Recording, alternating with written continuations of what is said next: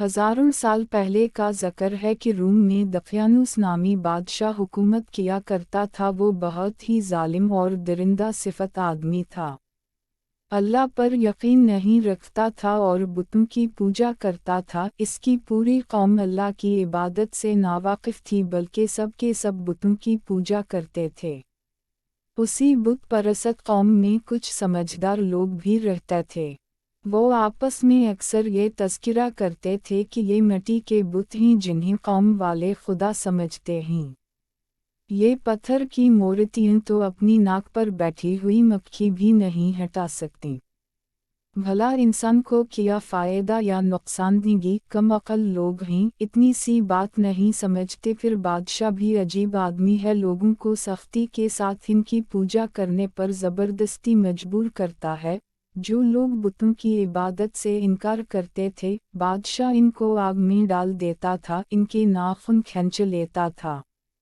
इस कौम में हर साल ईद का मेला लगता था जिसमें तमाम लोग शिरकत के लिए जाते थे। यहाँ कश्तियाँ होती थीं, दौड़ के मुकाबले होते और तरह तरह के खेल तमाशे होते थे। सारा इनाम तकसीम होने के बाद बुतों की पूजा होती और मिठाई तकसीम की जाती थी। इन तमाम फजूल तमाशों से तंग आकर चंद लोग एक दरख्त के साए में आकर बैठ गए। इनमें से कोई किसी को नहीं जानता था। आखिर एक ने दूसरे से तारुफ कराया और पूछा, भाई तुम सब यहाँ क्यों बैठ गए? पहले ने कहा, मुझे बुत परस्ती से नफरत है। दूसरा बोला, हाथों की बनाई हुई मूर्तियों की इबादत करना कहाँ की अक्लमंदी है। तीसरे ने कहा, पूरी कौम जाहिल हो चुकी है, कोई भी खुदा को नहीं जानता।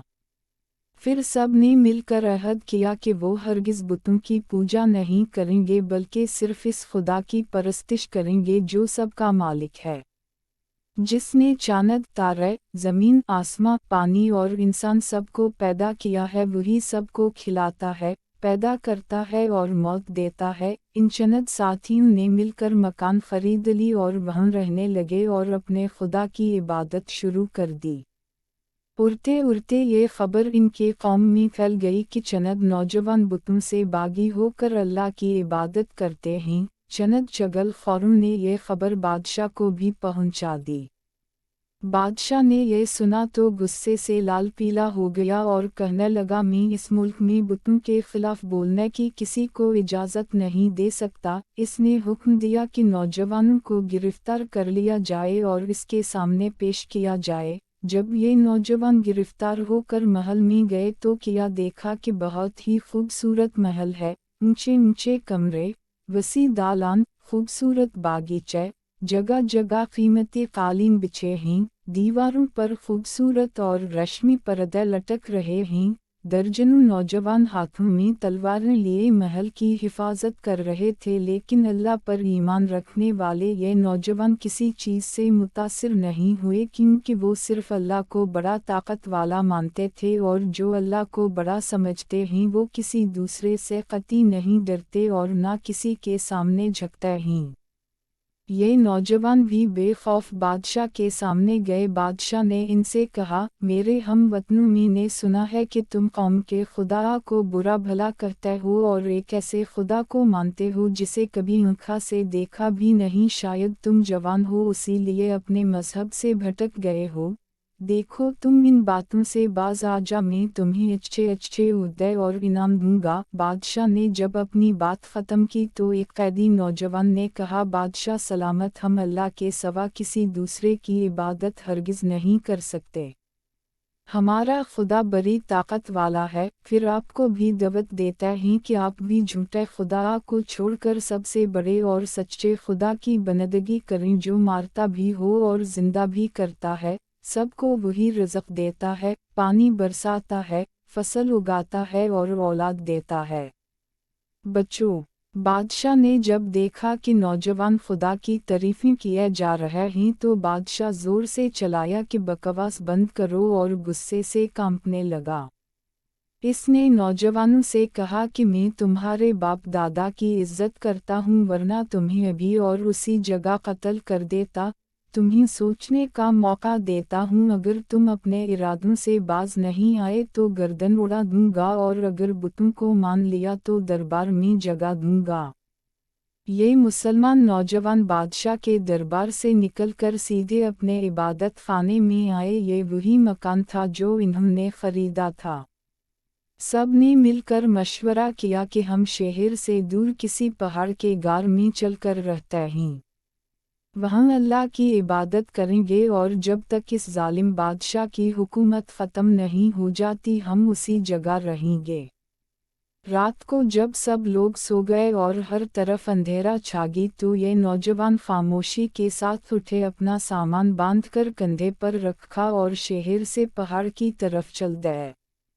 इन्होंने एक कुत्ता पाल रखा था, वो कुत्ता भी इनके साथ चल दिया। चलते चलते दूसरे दिन दोपहर को ये एक पहाड़ के पास पहुंचे। वहाँ एक गार था। इन नौजवानों ने अपने हाथों से इस गार को साफ किया और गार में बैठकर ससताने लगे। तवील फासला पैदल चलने की वजह से ये बहुत थक चुके थे, कमर सीधी करने के लिए लेट गए। इनका कुत्ता गार के मीना पर बैठकर पहरा देने लगा। थकन और रात भर पैदल चलने की वजह से इन्हें नींद आने लगी और एक एक करके सब सो गए। कुत्ता यूं ही पहरा देता रहा। अब आपको हैरत होगी कि अल्लाह ताला ने इन्हें ऐसी नींद सलाया कि वो गार के अंदर 300 साल तक सोते रहे। ना इन्हें भूख लगी और ना बीमार हुए। 300 साल के बाद सब एक एक करके आठ गए। एक दूसरे से पूछने लगे, बड़ी गहरी नींद थी, हम कितनी देर तक सोते रहे?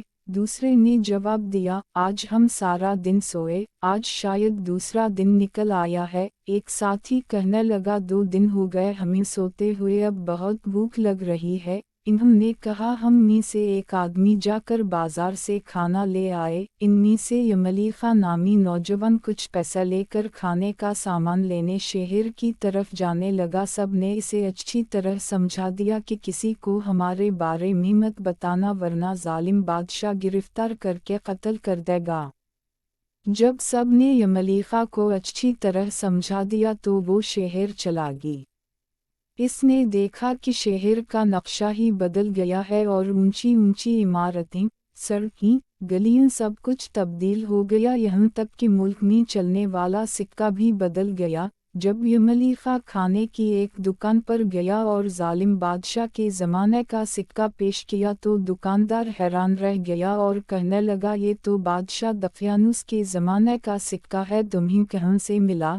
चंद और लोग भी जुमा हो गए और कहने लगे, इस नौजवान को कदीम खजाना मिल गया है जिसमें से ये सिक्का निकाल लाया है। नौजवान हैरान व परेशान लोगों को समझाने लगा कि मेरे पास कोई खजाना नहीं है, ये मेरा अपना सिक्का है, लेकिन लोगों ने इसे गिरफ्तार करके बादशाह के सामने पेश कर दिया।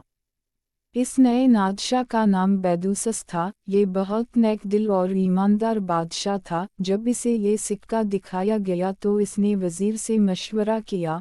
वज़ीर ने बताया कि 300 साल कबल जब दकियानुस बादशाह हुक्मरान था ये सिक्का तब चलता था। बादशाह ने नौजवान से नाम पूछा तो नौजवान ने सब कुछ सच सच बता दिया कि वो चंद साथी अपना ईमान बचाने की गर्ज से फरार हो गए थे।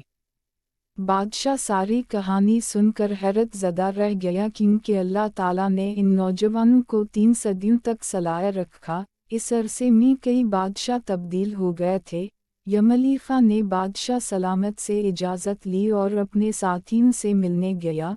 साथियों से मिलकर इसने सारा हैरत अंगेज़ वाक़या सुनाया और बताया कि बादशाह भी मुसलमान है। अभी वो अपने साथियों को ये बातें बता ही रहा था कि बादशाह खुद अपने हिफाजती अमले के साथ गार तक पहुंच गया। सब साथियों ने बादशाह का इस्तकबाल किया। कुछ देर बादशाह साथ रहकर रुखसत हो गया। ये सब साथी गार के अंदर चले गए और कुछ अरसे के बाद सब के सब इंतकाल कर गए। اس وقت کافی سارے لوگوں کے ذہنوں میں یہ سوال تھا کہ اللہ تعالیٰ قیامت کے دن مردوں کو کیسے زندہ کرے گا، تو ان سب کے 3 صدیوں کے بعد زندہ ہونے اور دوبارہ انتقال کر جانے کے بعد سب لوگ کہنے لگے کہ اللہ تعالیٰ 300 سال تک بغیر کھائے پیے انہیں سلا کر دوبارہ اٹھا سکتا ہے، تو مرنے کے بعد بھی اپنے بندوں کو قیامت کے دن زندہ کر دے گا، اور اب تک جتنے بھی جاندار مرے ہیں سب کو اٹھا کر اللہ اپنے سامنے پیش کرے گا اور نیکی اور بدی کا فیصلہ کرے گا۔